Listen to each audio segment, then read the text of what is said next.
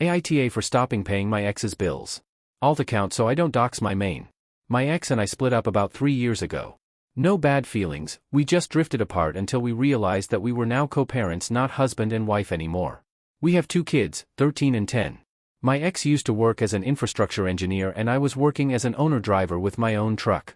At around the time the kids were born we decided she was going to be a stay-at-home mom. The trucking was going well and I had brought a second truck and a van, so I stayed home doing all the planning and admin, while I had the trucks and van out.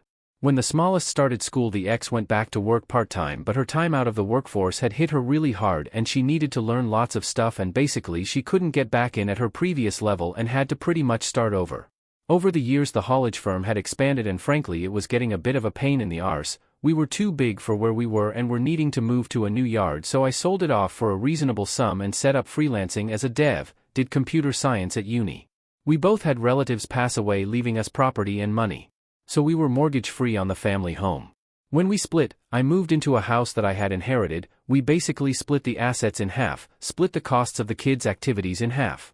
And when we were sat looking at the money she concluded that she would need to go back to work full-time and she would miss time with the kids, as they were with me the 3 days she was at work and every other weekend. I felt a bit bad for that, because if she hadn't been out of work for so long then she would be in a better place career-wise.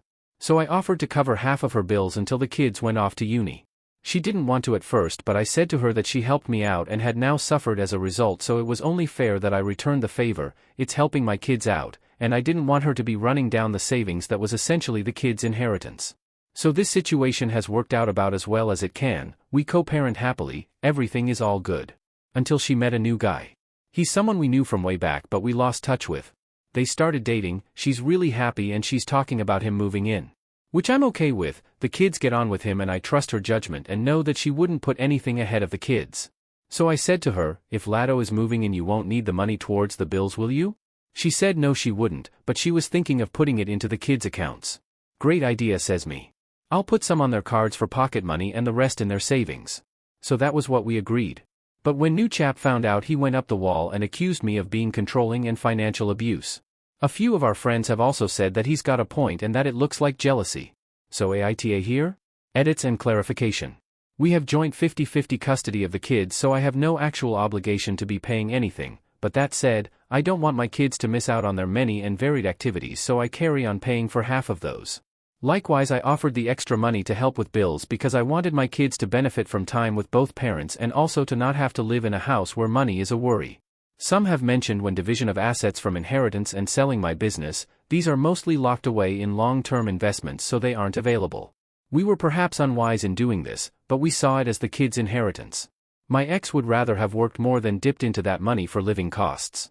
The ex has been round for a cup of tea and a chat. It seems that Lado was indeed thinking that she was his meal ticket. Apparently he had suggested moving in but not told her that his landlord was ending his tenancy on a Section 21 to sell the property. When she started discussing money and his contribution he asked why when I was paying for the kids. So she told him if he was living there he needed to chip in, and that if he moved in she couldn't keep asking for money from me. So she's upset and I think that's going to be over. In the meantime he's ranting to anyone that'll listen that I'm the typical evil jealous ex and controlling her with money. Relevant comments. SSBB08. You're lucky the ex is so reasonable. I don't know why you would make the deal initially at all. Given that you split assets 50-50, she should have plenty to cover her own bills. But that's done and now she's even on board for it stopping. What you're experiencing from her so is how people would normally react to their free ride suddenly wising up. Don't worry about her SO's anger, or anyone who criticizes you, for your position here, except insofar as how much that guy will be a thorn in your side moving forward co-parenting. OP. We put most of the cash assets into long-term investments so they aren't actually available to dip into. The idea is that it will help with uni and buying homes for the kids. A good chunk of it is in trust for the kids. Scary Butterscotch 474. Info. I don't understand this arrangement. Is she living mortgage-free in a house that she owns? Does she work now? The new guy is not responsible for putting money towards her house or paying for her personal expenses. OP. She lives mortgage-free in a house that she owns but was the marital home. Because we inherited my dad's house, the settlement was that I traded my half of the family home for her half of my dad's house. She works part-time the 3 days a week the kids are at mine. I would imagine she's asked him to chip in towards the bills, as she's losing her discount on the council tax by him moving in, and generally people share living costs. Update. Thanks for all the comments and advice. Just thought I would update you all on the last week. So Lado turned out to have been being kicked out of his place, not through fault, the landlord was selling, he hadn't told my ex. Also he works with my best mate who told me that he's on incredibly thin ice and was on his last chance for attendance. Me, the ex and Lado got together at the weekend and had a long chat. The main points were: if he is going to be her partner and live there, then he has to step up, and contribute both financially and also with the children. As regards the bills, both my ex and I had an expectation that another adult in the house would be contributing, meaning that bill money from me would be superfluous. I agreed that stopping the money because someone moves in and potentially restarting it if they move out does look like it's controlling, although it was agreed that I didn't have that intent. I said that I would continue giving my ex the money and that if it was surplus to requirements that she would put it in the kids' accounts. I do trust her that she will do this. At that point I left, and went home thinking all was good. I'm on holiday with the kids this week and I got a warning that the house alarm was going off. Rang me neighbor and he went round and said that one of the windows had been smashed and that my other car had had all its windows smashed. Logged into my cameras on the iPad and sure enough it's Lado smashing the fuck out of the car and throwing bricks at the window. Turns out that after I left him and the ex had a major talk where she laid out some home truths and expectations, and when she didn't like the reaction she got, she ended it. So a couple of days later he got pissed and came round to my place and smashed it up. I obviously reported it to the police, and with me being away they spoke to me over the phone and asked me to send all the footage if I could in a statement, and they'd speak to him that day. Turns out he got stopped on the way back from mine, was over the limit and was sleeping it off in custody before he could be charged. Edit. I've seen a couple of comments about how I need to speak to the ex and tell them to be more careful.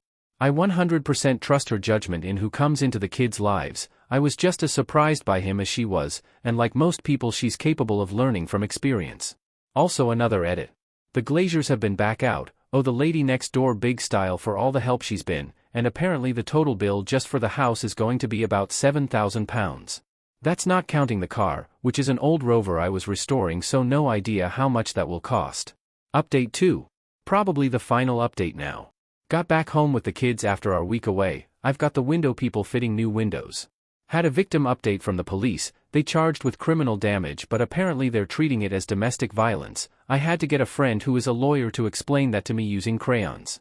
But the main consequence is that they kept him in custody overnight, whipped him before the magistrates the next day. They sent the case to Crown Court and released him on police bail, and he's not allowed near either of our homes or to contact either of us, and he has to stay at a bail hostel which is in another town about half an hour away.